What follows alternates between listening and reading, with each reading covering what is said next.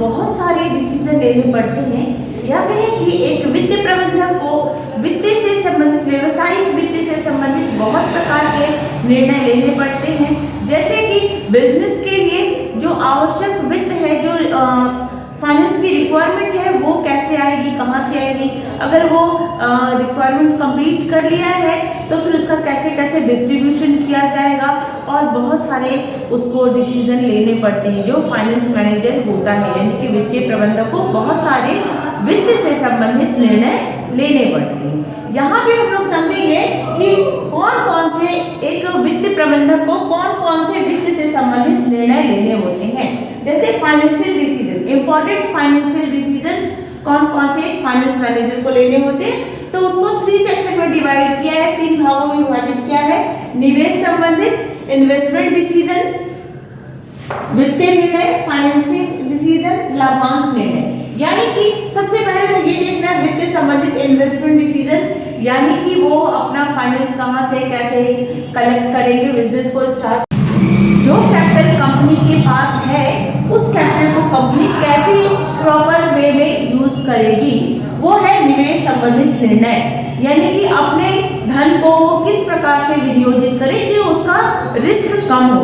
देखिए, कोई भी बिजनेस है तो फुल ऑफ रिस्क होता है, जोखिमों से भरा होता है, लेकिन कहाँ पर रिस्क कम है, कहाँ पे इन्वेस्टमेंट करने से रिस्क कम होगा। लॉन्ग टर्म, शॉर्ट टर्म, 2 प्रकार से इन्वेस्टमेंट करती है कंपनी। अगर सारा धन लॉन्ग टर्म इन्वेस्टमेंट में कर देंगे तो वहाँ पे रिस्क भी ज़्यादा हाई हो जाता है। तो एक कंपनी को अपने इन्वेस्टमेंट को लॉन्ग टर्म में और शॉर्ट टर्म दोनों में ही इन्वेस्टमेंट करना चाहिए। शॉर्ट टर्म में इन्वेस्टमेंट करने से उसकी जो तरलता है धन की, या कहें कि उसकी जो फ्लेक्सिबिलिटी है वो बनी रहती है, और लॉन्ग टर्म में अगर सारा कर दिया तो एट ए टाइम अगर फाइनेंस की रिक्वायरमेंट है तो वो नहीं मिल पाएगा और फिर रिस्क बहुत हाई हो जाता है। तो हम समझते हैं निवेश संबंधित निर्णय, इन्वेस्टमेंट डिसीजंस, ये है पूंजी बजटिंग और कार्यशील पूंजी। यानी कि आपका कैपिटल बजट, कैपिटल का कैसे कैसे बजट बनाएंगे, कहाँ से कैपिटल आएगा और कैसे उसका इन्वेस्टमेंट किया जाएगा, और फिर वर्किंग कैपिटल किस ढंग से आएगी, कितनी वर्किंग कैपिटल की रिक्वायरमेंट है और वो कैसे आएगा। जैसे मैंने बताया कि लॉन्ग टर्म और शॉर्ट टर्म 2 टाइप से इन्वेस्टमेंट किए जाते हैं। शॉर्ट टर्म में इन्वेस्टमेंट करने से आपकी लिक्विडिटी बनी रहती है, यानी वर्किंग कैपिटल आपकी कमी नहीं होती है। लॉन्ग टर्म इन्वेस्टमेंट पूंजी बजटिंग, कैपिटल बजटिंग के वे से देखेंगे तो वो ज़्यादा बेनिफिशियल होता है। अब समझते हैं सेकंड पॉइंट, वित्तीय निर्णय, फाइनेंशियल डिसीजन।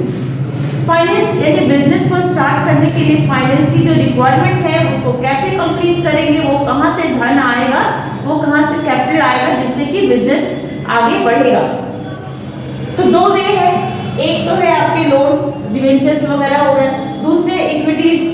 अगर ये इन्वेस्टमेंट फाइनेंशियल डिसीजन लेते वक्त रिस्क का ध्यान रखना बहुत इंपॉर्टेंट होता है। जहाँ ज़्यादा रिस्क होता है वहाँ पे वित्त निर्णय, फाइनेंशियल डिसीजन लेने से बचना चाहिए फाइनेंशियल मैनेजर को।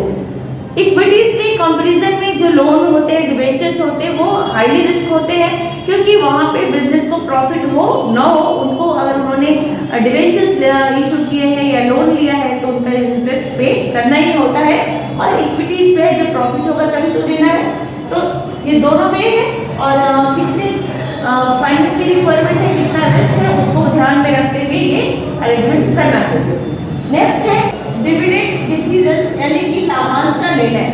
लाभांश यानी लाभ का एक हिस्सा, डिविडेंड। जो कंपनी के शेयर होल्डर्स होते हैं, कंपनी उनको उनके शेयर्स के लिए जब कंपनी को प्रॉफिट होता है तो उनको वो उस प्रॉफिट का एक पार्ट देती है, लाभ का एक अंश, लाभांश, डिविडेंड। ये डिविडेंड 2 तरह के होते हैं। एक तो जो इक्विटी शेयर होल्डर्स होते हैं उनको जब कंपनी को सफिशिएंट प्रॉफिट होगा तो उसमें से उनको प्रॉफिट का शेयर मिलता है। प्रेफरेंस शेयर होल्डर्स जो होते हैं पूर्वाधिकार अंशधारी, उनका पूर्व निर्धारित रहता है कि उनको इस रेट से उनको मिलना ही है। तो इन दोनों के बीच में बैलेंस बना के एक कंपनी को चलना पड़ता है।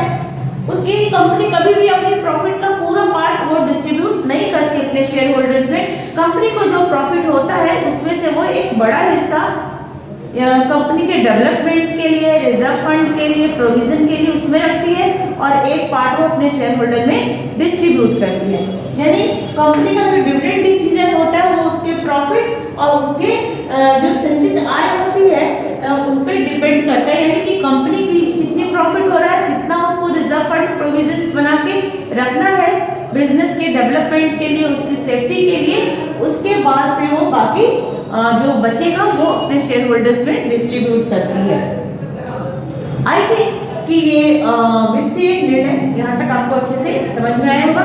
कोशिश करना कि आपको पूरा चैप्टर का रिवीजन दूं, और अगर आप पूरे फुल रिवीजन बिजनेस स्टडी के लिए, अकाउंटेंसी के लिए मेरे चैनल पे बने रहिए और अपने फ्रेंड्स को भी इसको शेयर करिए।